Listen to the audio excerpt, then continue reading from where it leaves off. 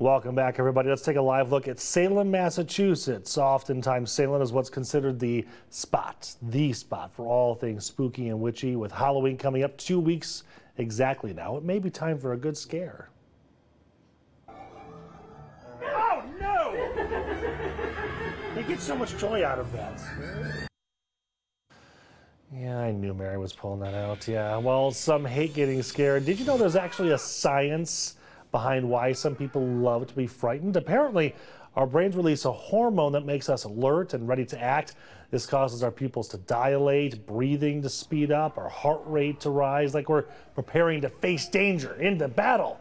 To talk more about the science behind being scared, we have Dr. Arash Javanbakht. He is a psychiatrist and director of the Stress, Trauma, and Anxiety Research Clinic over at Wayne State. Thank you so much for coming in. Thanks for having me. It's such a good and fun conversation because obviously there is a huge demand for this kind of thing, especially this time of year. You've got your book here titled Afraid, Understanding the Purpose of Fear and Harnessing the Power of Anxiety. I can put it up right there. I'll just ask the very basic question. Why do people like this? It's amazing, right? People come pay me to help them get rid of their anxieties and fears. Some people want it. Pay the haunted house to be afraid, right? So, and I've been thinking about this for a while. So there are different aspects. One is the biology. Okay. As you mentioned earlier, the fight and flight system, right? The heart is beating faster, you're more alert, you're more awake, you're more in here, and pupils dilated. The same experience you have when you're excited about something, when you're in love, when you're thrilled. So basically, we trigger the system which is overlapping between these two, and because we cognitively know we are safe, we enjoy the ride. It's like you show an angry wolf on TV to your dog, and the dog believes that's real and gets riled up, and you're having fun here, right? So there's that dog inside me that doesn't understand the difference between real and unreal. Okay. If somebody's chasing me with something looking like a knife in a haunted house or on a street, the dog inside me reacts the same. But then the more advanced cognitive human says, oh, this is a haunted house. This is fake. Oh, this is an alley. Here I should run away. Here I can enjoy it. Okay. And the balance between how real it feels to the whole system is where different people can enjoy or get terrified or get bored. Oh, okay. So let me ask you this then. If knowing all that, why is it then that some people enjoy it and some people hate it, if the science is the same? Yeah, because the systems are different, right? The balance between the dog and the human. If I have a big Great Pyrenees and the dog gets scared and it's pulling me, it's different than if I have a Chihuahua that is scared and pulling, right? So the level of realism to my body, even for the same person, there are things that are fun for me. There are things that are too, for example, as a physician, zombie movies don't thrill me because constantly my brain is like, well, this heart is not pounding. There's no oxygen going to the muscles, so it doesn't make sense. It's boring to me.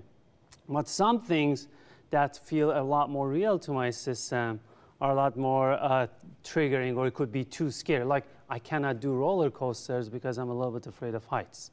Oh, okay. So it's not the fear of some of the issues there. It's the actual physical height of the roller coaster. Physical height and how real things feel to me. But then there are other factors beyond the biology as well. For example, the bonding that we have. Most of these activities we do together, right? High emotions help us bond together. The other parts are like, this resets the fear system. Let's say before coming to this interview, I was a little bit nervous about what if it goes wrong. Example, right? Or like I want to give a public talk and I'm a little bit nervous. Now, I go see possibility of death in that haunted house. Or if I'm on the edge of a cliff, I'm looking at the bottom and I see my own death. Now, coming back to the anxiety of the interview or public speaking, it kind of resets it. Okay. Now, when I come back to my normal life, I'm like, wow, my life is much better than what could happen in that haunted house if it was real, right? It's funny you say that because I am not a roller coaster person at all. I don't necessarily have a fear of heights. I just don't like that physical feeling. But a lot of it, I think, is because I can see what's coming. But for instance, like Space Mountain at Disney, where the roller coaster is inside and it's pitch black and you don't see what's coming, I can do that just fine. Why is that? So here's that, you said that you anticipate. Okay. If you see the danger, the danger that feels, okay, if I'm at high level or if I'm seeing something scary part of me, the dog is seeing. Now imagine the dog is blindfolded. The dog doesn't see how deep the bottom is here. Okay. The dog doesn't see that big open jaws there that we may be going into. Sure. So that makes it easier because now you either don't see or you can imagine something easier than this. There's also this other aspect which is kind of a practice for us because historically fear system was functioning in a different way. Like 20,000 years ago, the fears were different, right? Okay. They were like they were real threats. I could die because of those. Now, when you're watching that horror movie or you're going through the haunted house, you're constantly practicing, how would I survive this, right? Sometimes I even find myself yelling at the character, hey, why are you going this way? You should be going this other way, right? That's how you're practicing, and kind of like vicariously, the system, the primitive system is preparing itself for such things to come. So there are so many different aspects to why we do this. Why do I get myself into dangerous situations? Some is like less dangerous when you just have the remote and you can stop the danger. Just shut it off. Some is thrill-seeking activities like bungee jumping. So do you go to haunted houses?